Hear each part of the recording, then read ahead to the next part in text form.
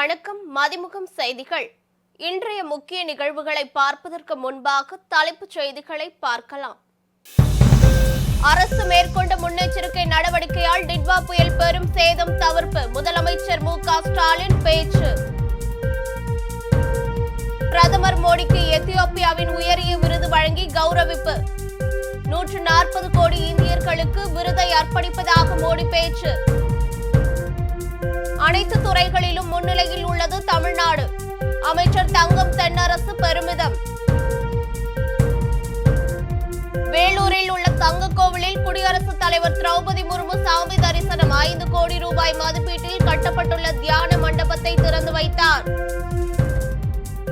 தமிழகத்தில் டிசம்பர் 22ஆம் தேதி வரை இடி மின்னலுடன் கூடிய மிதமான மழைக்கு வாய்ப்பு. சென்னை வானிலை ஆய்வு மையம் தகவல். அரசு மேற்கொண்ட முன்னெச்சரிக்கை நடவடிக்கையால் டிட்வா புயல் பெரும் சேதம் தவிர்க்கப்பட்டதாக முதலமைச்சர் மு.க.ஸ்டாலின் தெரிவித்துள்ளார். முதலமைச்சர் மு.க.ஸ்டாலின் தலைமையில் காலநிலை மாற்றத்துக்கான நிர்வாக குழுவின் 3வது கூட்டம் நடைபெற்றது.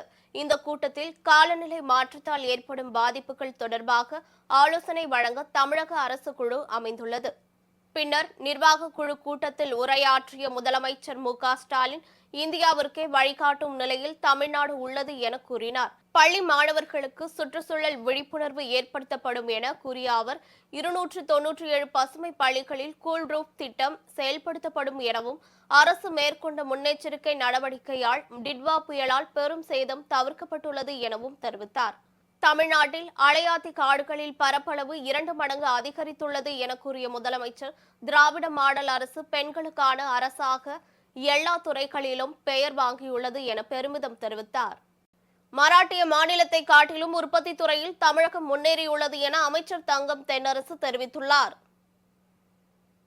சென்னை தலைமைச் செயலகத்தில் நிதியமைச்சர் தங்கம் தென்னரசு செய்தியாளர்களை சந்தித்தார். அப்போது தமிழ்நாட்டின் மொத்த உள்நாட்டு உற்பத்தி 16% வளர்ச்சி அடைந்துள்ளது என கூறினார்.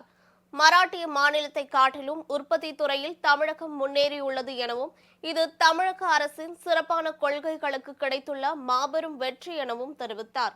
உற்பத்தி துறை, கட்டுமானத்துறை, மின்னணுத்துறை என அனைத்து துறைகளிலும் தமிழ்நாடு முன்னிலையில் உள்ளது என கூறிய அவர் $1 டிரில்லியன் என்ற இலக்கை 2030ஆம் ஆண்டு எட்டுவோம் என கூறினார். புதிய தொழில் கொள்கைகளால் வரக்கூடிய 2030ஆம் ஆண்டிற்குள் $1 டிரில்லியன் பொருளாதாரத்தை நாம் எட்டுவோம் என்கின்ற மாபெரும் இலக்கோடு செயல்பட்டு கொண்டிருக்கக்கூடிய மாண்புமிகு முதலமைச்சர்களுடைய முன்னெடுப்புகளால் தமிழ்நாட்டினுடைய பொருளாதார வளர்ச்சி இன்றைக்கு ஒரு மிக குறிப்பிடத்தக்க சிறப்பான ஒரு உச்சத்தை தொற்றிருக்கிறது. வேலூர் மாவட்டம் அரியூரில் உள்ள தங்க கோவிலில் குடியரசுத் தலைவர் திரௌபதி முர்மு சாமி தரிசனம் செய்தார். குடியரசுத் தலைவர் திரௌபதி முர்மு கேரளா, தெலங்கானா, ஆந்திரா ஆகிய இடங்களில் சுற்றுப்பயணம் மேற்கொண்டு வருகிறார். அதன் தொடர்ச்சியாக திருப்பதியிலிருந்து ஹெலிகாப்டர் மூலம் வேலூர் ஸ்ரீபுரத்துக்கு வருகை தந்தார். வேலூர் ஸ்ரீபுரம் தங்க கோவில் வளாகத்தில் அமைக்கப்பட்டிருந்த ஹெலிபேடில் ஹெலிகாப்டர் வந்து இறங்கியதும் குடியரசுத் தலைவர் திரௌபதி முர்முவை ஆளுநர் ரவி, மத்திய இணையமைச்சர் எல். முருகன், தமிழக கைத்தறித்துறை அமைச்சர் காந்தி உள்ளிட்டோர் வரவேற்றனர். தொடர்ந்து ஸ்ரீபுரம் தங்க கோவிலில் குடியரசுத் தலைவர் திரௌபதி முர்மு சாமி தரிசனம் செய்தார். பின்னர் அங்கு 5 கோடி ரூபாய் மதிப்பீட்டில் கட்டப்பட்டுள்ள தியான மண்டபத்தையும் திறந்து வைத்தார்.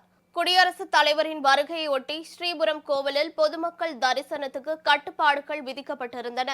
மேலும் குடியரசுத் தலைவரின் வருகையை முன்னிட்டு 1720 போலீசார் பாதுகாப்பு பணியில் ஈடுபட்டிருந்தனர். பிரதமர் மோடி ஜோர்டான், எத்தியோப்பியா மற்றும் ஓமன் ஆகிய 3 நாடுகளுக்கு சுற்றுப்பயணம் மேற்கொண்டுள்ளார். முதலாவதாக மன்னர் 2ஆம் அப்துல்லா பின் அல் ஹுசைனின் அழைப்பை ஏற்று பிரதமர் மோடி டெல்லியில் இருந்து விமானம் மூலம் ஜோர்டான் புறப்பட்டு சென்றார். இந்த பயணத்தின் போது ஜோர்டான் மன்னருடன் இருநாட்டு உறவுகள் குறித்து பிரதமர் மோடி பேச்சுவார்த்தை நடத்தினார். தொடர்ந்து எத்தியோப்பியா சென்ற பிரதமர் மோடிக்கு அந்நாட்டின் பிரதமர் அபி அகமது அலி தலைமையில் உற்சாக வரவேற்பு அளிக்கப்பட்டது. பின்னர் இருநாட்டு தலைவர்களும் பேச்சுவார்த்தை நடத்தினர். இதனை அடுத்து பிரதமர் மோடிக்கு எத்தியோப்பியாவின் உயரிய விருது வழங்கி கௌரவிக்கப்பட்டது. அந்நாட்டின் the Great Honour Nishan of Ethiopia என்ற உயரிய விருதை எத்தியோப்பியா பிரதமர் அபி அகமது பிரதமர் மோடிக்கு வழங்கி கௌரவித்தார். மேலும் இந்த விருது பெறும் முதல் உலக தலைவர் என்ற பெருமையை பிரதமர் மோடி பெற்றுள்ளார். இந்நிலையில் எத்தியோப்பியா நாடாளுமன்றத்தில் உரையாற்றிய பிரதமர் மோடி, அரசின் விருப்பம் மக்களின் விருப்பத்துடன் இணக்கமாக இருக்கும்போது திட்டங்கள் முன்னோக்கி செல்கிறது என கூறினார். எத்தியோப்பியாவின் மாபெரும் கௌரவ விருதை பெறுவதில் நானும் பெருமை அடைந்தேன் என கூறிய அவர், இந்த விருதை 140 கோடி இந்தியர்களுக்கு அர்ப்பணிக்கிறேன் என தெரிவித்தார்.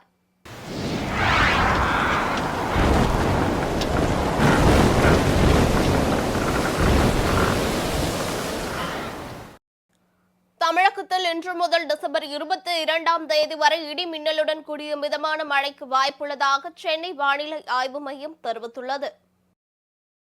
இது தொடர்பாக வானிலை ஆய்வு மையம் வெளியிட்டுள்ள செய்திக்குறிப்பில், கிழக்கு திசை காற்றின் வேக மாறுபாடு காரணமாக தென் தமிழகத்தில் ஒரு சில இடங்களில், வட தமிழகத்தில் ஓரிரு இடங்களிலும், புதுச்சேரி மற்றும் காரைக்கால் பகுதிகளிலும் இன்று முதல் டிசம்பர் 22ஆம் தேதி வரை இடி மின்னலுடன் கூடிய மிதமான மழை பெய்யக்கூடும் என கூறப்பட்டுள்ளது.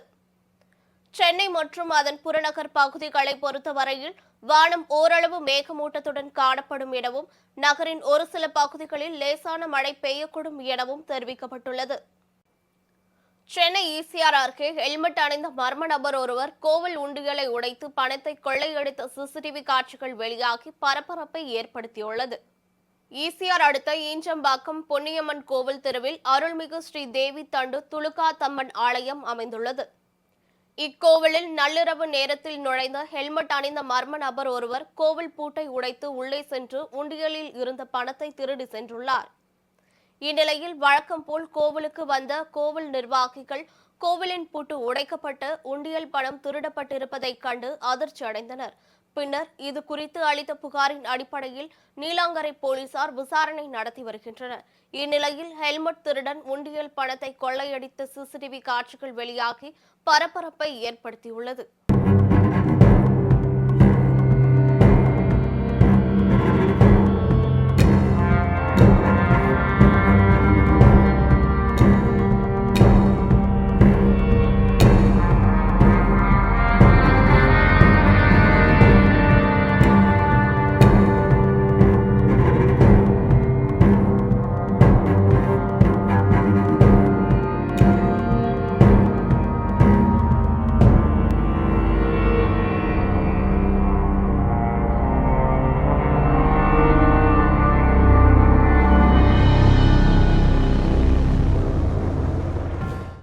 ஈரோடு பொதுக்கூட்டத்திற்கு வருவோருக்கு அனைத்து பாதுகாப்பு ஏற்பாடுகளும் செய்யப்பட்டுள்ளதாக செங்கோட்டையன் தெரிவித்தார்.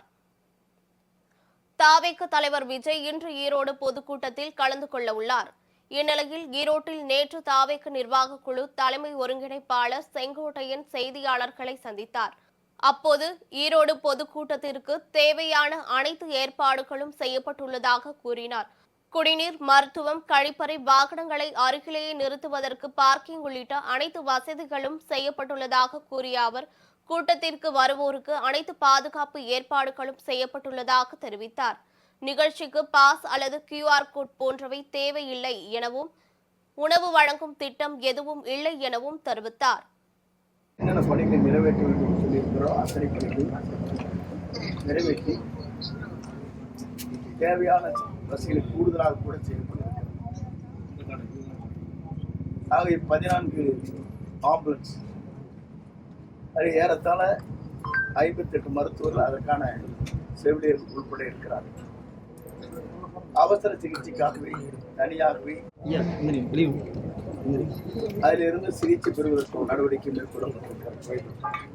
குடிநீரை பொறுத்தவரையும் தேவையான அளவுக்கு குடிநீர் வழங்குவதற்கும் நடவடிக்கை மேற்கொள்ளப்பட்டிருக்கிறது. இன்னும் கூடுதலாக 10 லாரிகளை தண்ணீரை கொண்டு வந்து ஆங்காங்கே வருகின்றவர்களுக்கு அந்த குடிநீரை வழங்குவதற்கும் நடவடிக்கை மேற்கொள்ளப்பட்டிருக்கிறது.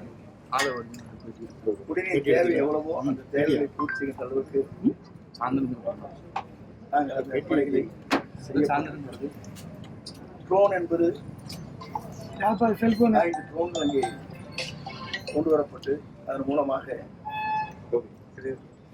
கண்காணிப்பதற்கு ஏற்பாடு செய்யப்பட்டிருக்கிறது. 60 கேமராக்கள் இன்னும் 1 மணி நேரத்திலே பொருத்தப்படும். அது மட்டுமல்ல, வருகின்றவர்களுக்கு என்ன தேவையோ அந்த தேவைகளை நிறைவு செய்கின்ற வகையில் அனைத்து பணிகளும் நிறைவேற்றப்பட்டிருக்கிறது. அவர்களுக்கு இடம் வழங்கி அவர்களுக்கான ஏற்பாடு செய்யப்பட்டிருக்கிறது. இங்கே வீடியோ கேமரா இருக்கின்றவர்களுக்கு அந்த இடம் எது தேவையோ அந்த இடத்தை ஒதுக்குவதற்கும் நடவடிக்கை மேற்கொள்ளப்பட்டிருக்கிறது. அனைவரும் இந்த நிகழ்ச்சியை சிறப்பாக தங்கள் பணிகளை நிறைவேற்றி நாம் அனைவரும் மகிழ்ச்சி அடைகின்ற அமைந்திருக்கிறது.